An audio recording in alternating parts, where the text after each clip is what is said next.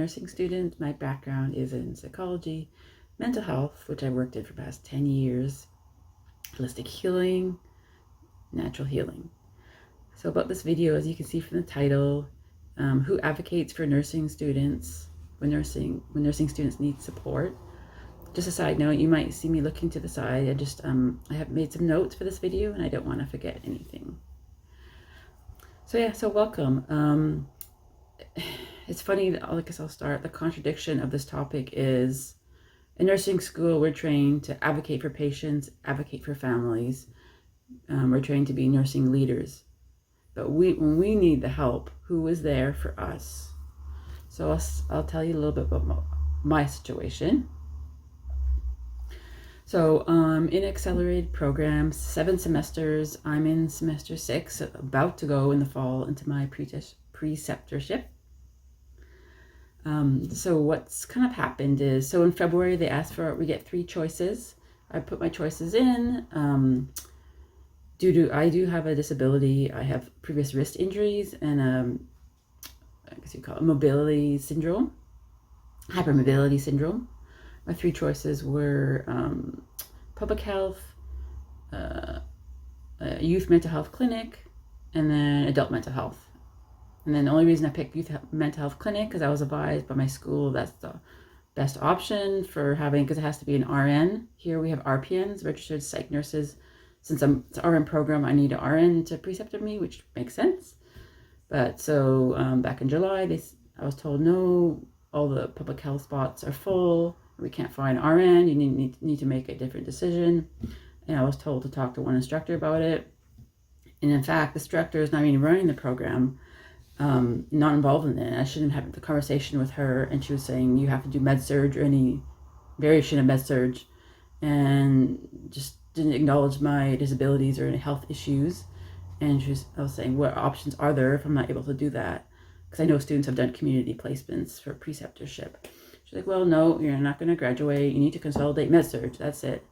And I was like, well, I need to think about this because this is education I'm paying for. I'm not going to put my health at risk. And this is my career if I have no interest in that area.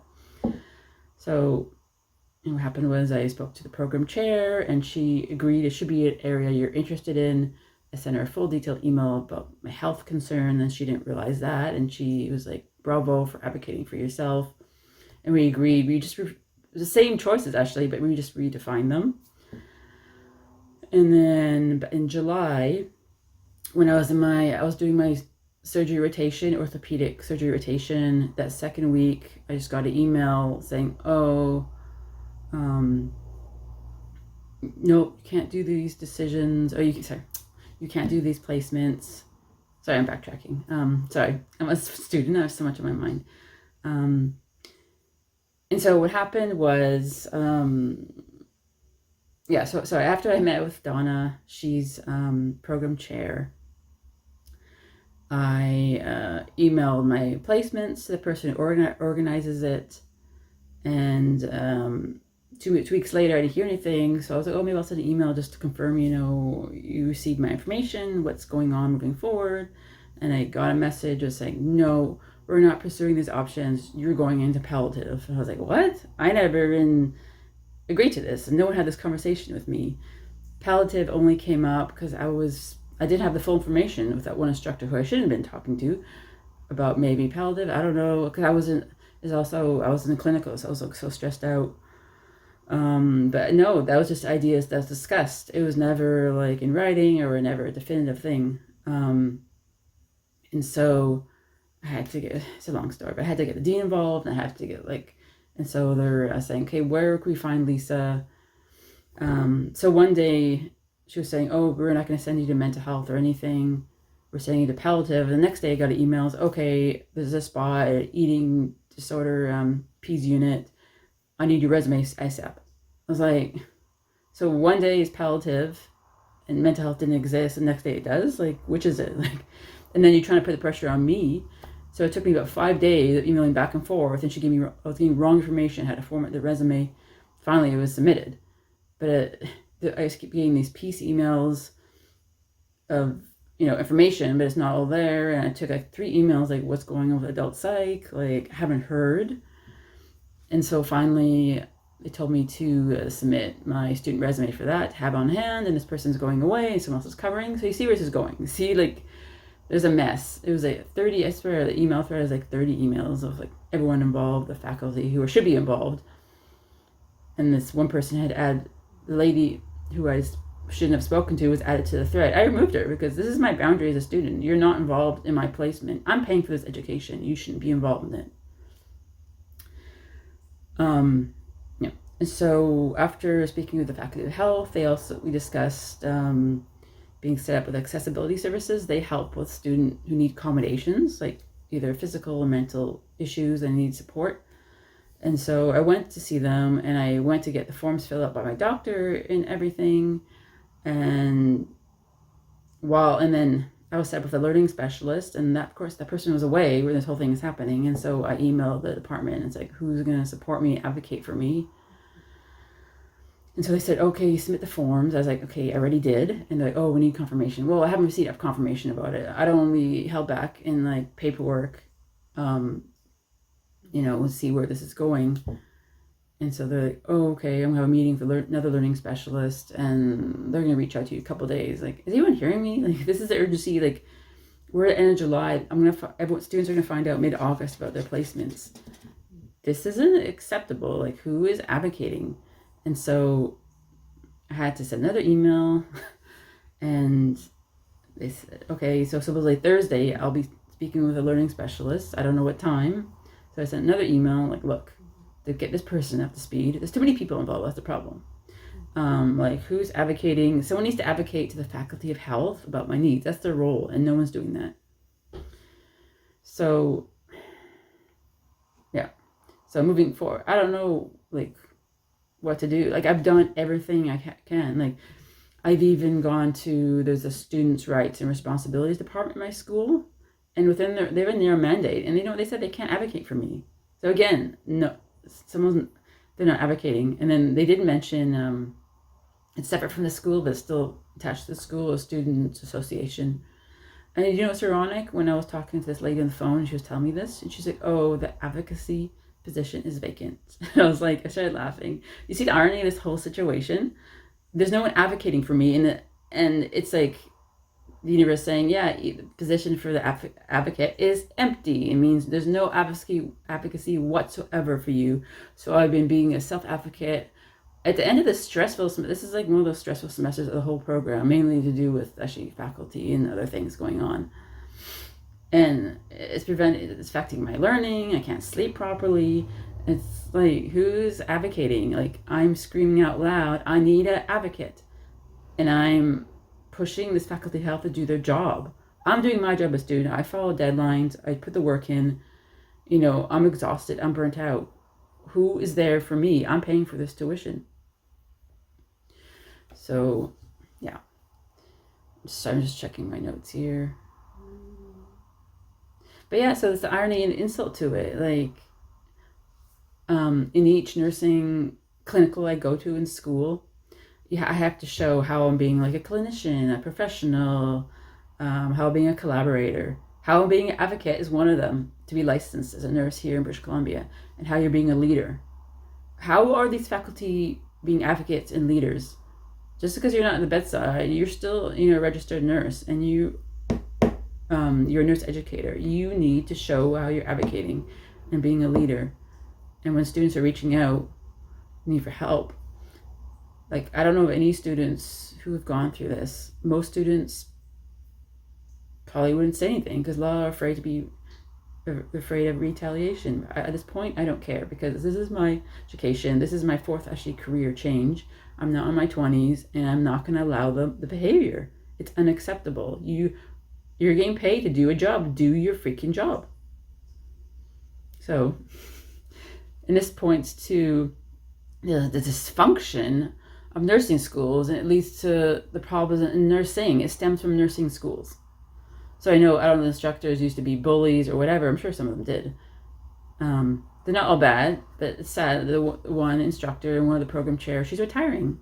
So that maybe is insult to injury. That was really sad. Like, the ones that are supportive, the good ones leave, and then the not so good ones are staying. So what does it say about nursing culture? When you don't want to support the students and they're expected to go out there, they're not going to stay out there long. I've talked to my classmates, and they have people who finished our program, it's new grads, and the new grads, of course, have to get thrown under the bus. They're getting the most acute, difficult assignments while they're still trying to grasp and consolidate everything. And in our program, they don't teach us how to start IVs, so we're going in kind of unprepared. That's another reason, like, I can't unfortunately do a bedside because of my physical disabilities and previous injuries, but also I have no interest in bedside because how the program is set up, I would not feel comfortable taking a full patient load. Because during my last surgery rotation, I only took half. I only had 2. Some students took more because I had some physical issues going on with my body. But even if I didn't, I wouldn't want to. Like in BC, they have the nursing ratio, some places of 4, even 4 seems like a lot. I haven't been supported, or I feel like I'm not the right environment to take a full patient load, to feel what it's like to make these nursing critical decisions, thinking on your feet. I wouldn't. That's also another reason why I want to do community placement, because I feel like I'll be set up to fail. Let's see. It's like, why aren't nursing students protected when they face barriers? Why they have to do this alone? Like I don't discuss my issue with my classmates, but I hear what they talk about, just different assignments, and it's like some instructors, you're walking on eggshells. The period's out of place, or the file's not saved the right way. Like, oh my God, are we going to fail the course, or we have to resubmit it? Like, it should be like that. We're not learning anything. Like, how can students expect to thrive in healthcare environments or schools to set them up to fail? Nothing ever changes. Like, we have a student rep, we have a cohort rep. But what we're saying now near the end of the program, we were saying 2 years ago. And it's exhausting.